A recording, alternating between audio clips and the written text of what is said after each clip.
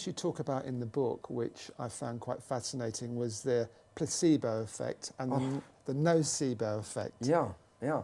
It's funny because a lot of people understand what the placebo effect is. And what is this? Well, it's interesting because medical science has revealed that from 1/3 to 2/3, which is significant, of all healing, whether it's drug related or surgery or whatever healing process, the healing didn't come about from the process. The healing came about because the person believed the process was going to heal them. So if I give you this brand new drug and it's purple colored because that makes it really special, you know. And it's funny because there is a drug, a purple drug, and they said, it's purple. And everybody's like, oh, wow, that's got to be special. But people believe that the drug holds this effect.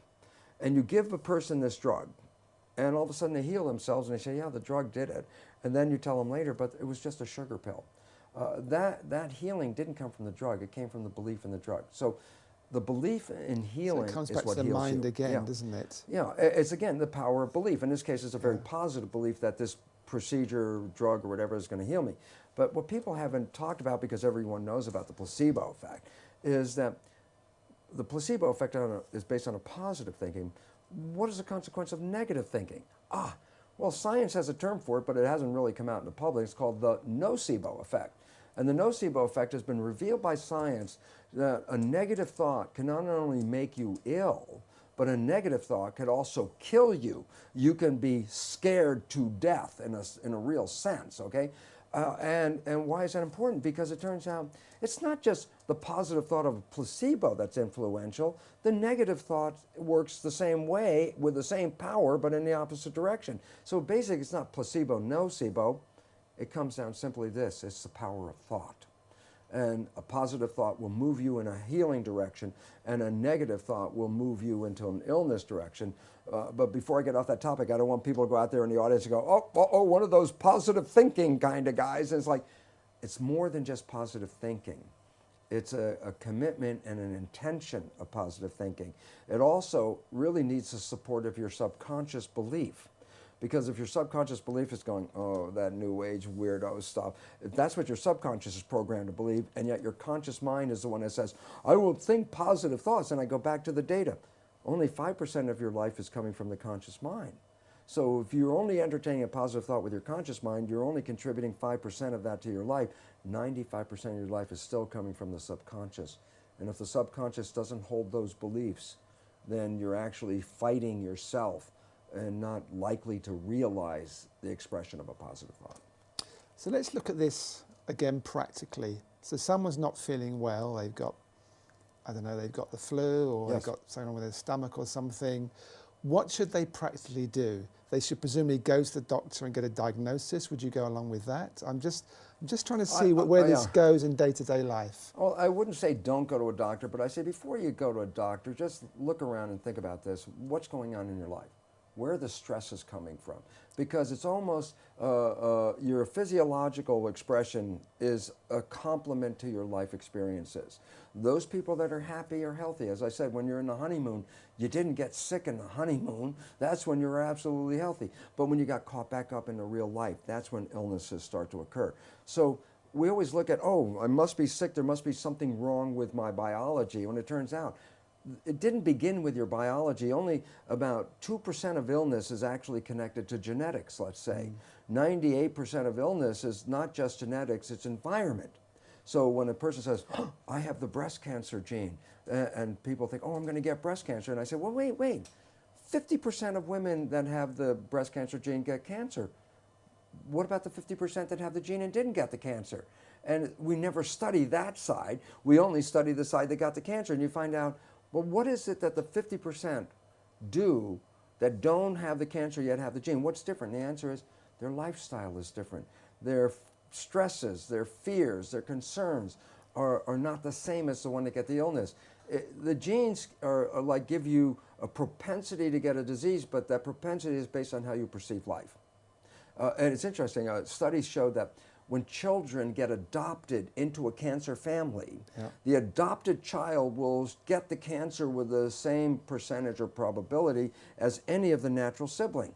And you say, but yeah, but the child came from totally different genetic stock. And the point is, yes, it wasn't the genes that promoted the cancer, it was the lifestyle that promoted the cancer, especially the lifestyle of stress. And then I say, well, if stress is causing lifestyle, and I look around at the world and I go, my God, no wonder everybody's sick. Every day is filled with more stress than the day before. And if you buy into the stress, you take that disharmonious vibration, essentially, bring it into your life, and you end up with disharmony inside your body. Your life is a reflection of what you see. Yeah, it's a question of going back a few steps. That's what I'm hearing, and just looking to see, well, I'm not feeling well, and I had the same thing last year. What's behind that? Am I happy in my life? What is emotionally happening? Absolutely. What is happening physically? Am I doing the right things to support my body? Absolutely. It's a fundamental look, isn't it? I don't want to say don't go to the doctor, so I'll go back just 20 years ago, the last time I went to a doctor. Okay. I went to a doctor because I had pneumonia.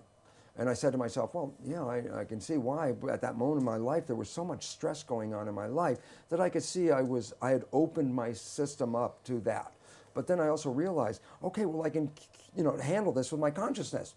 But then I realized the bacteria were doubling and they're growing faster than I can handle my consciousness. So I said, okay, now's the time for some penicillin. But the concept of it was, I don't rely on the penicillin, and all I had to say was, look, I get back on my feet and I go, it was my responsibility. And if I don't get into that same stressful situation again, then I won't have to go through this again. And it's been 20 years. So it's intelligent learning, isn't it? Yes. Don't discard the element of medicine until your consciousness gets high. And the fact is, when people have lower consciousness, because they're not strong enough in their consciousness to really manifest everything they want, they really need to take care of themselves more, eat better nutrition, do more exercises, do these things to add to your health. But the surprising thing is, if you get more and more and more conscious, there's a point where you get so conscious, then you become like the person we refer to as Jesus, who does all these miracles. And what did Jesus say about the miracles? He said, you could do these better than I can do them, but you don't believe. And that is the absolute truth. Because when you fully have control of your consciousness, with that belief, you do create the miracles. The miracles of spontaneous remission, for example, a person terminally ill who all of a sudden says, I'm not buying this. I'm going to change my vision of life. And the moment they change their perception, they have what's called a spontaneous remission. Again, that would be called a miracle, but what was it?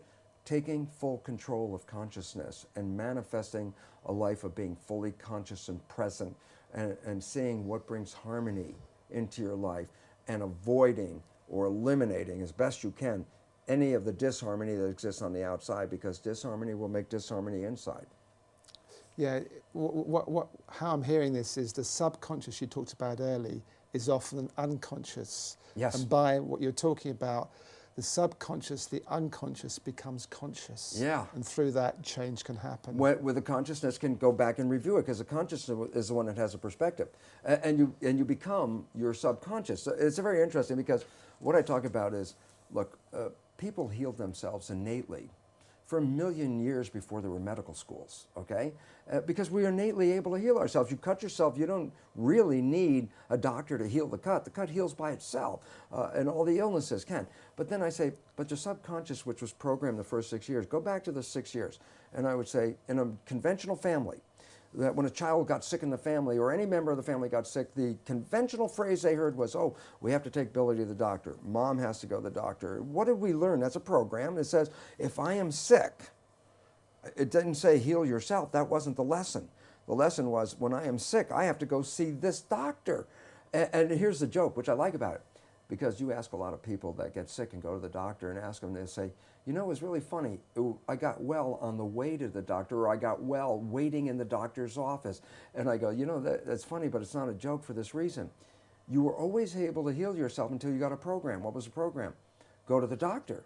So basically, and which I love about it, because nobody said what the doctor had to do. You just had to go to the doctor. So the point was, these people are sick, but they got a program that says, well, I'm sick, but I can't heal myself. Why? Because I didn't go to the doctor. So they make a commitment, they go to the doctor, and on the way to going to the doctor, in the doctor's presence, they completed the commitment, because it never said the doctor had to do anything, just had to go. And at that moment, all of a sudden, the innate ability to heal themselves start working, and then they find themselves in the doctor's waiting room feeling God, I feel a lot better than I did when I got here. And the answer was, because you made a program of limitation, then you succeeded by following the program. I'm showing up. And that's all you had to do, because all you had to do is go see the doctor.